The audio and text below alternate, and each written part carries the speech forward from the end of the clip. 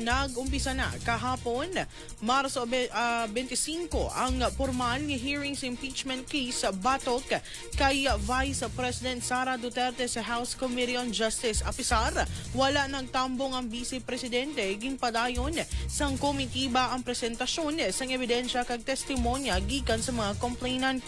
Duwa ka impeachment complaints ang ginkilala sang komitiba bilang supisiyente nga porma kag substansya nga nakabase sa ginaligara paglapas sang konstitusyon kag sala nga paggamit sa mataas nga posisyon.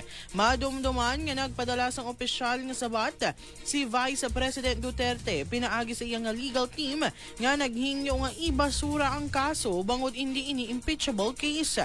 Ginalauman nga magadugay ang hearing samtang ginapresentar ang mga dokumento kag testimonya sa mga witness kag kun makakita sang supisiyente nga ebidensya mahimo isumiter sang komitiba sa plenaryo sang Kamara agod botohan kung ipatigayunon ang impeachment trial sa Senado.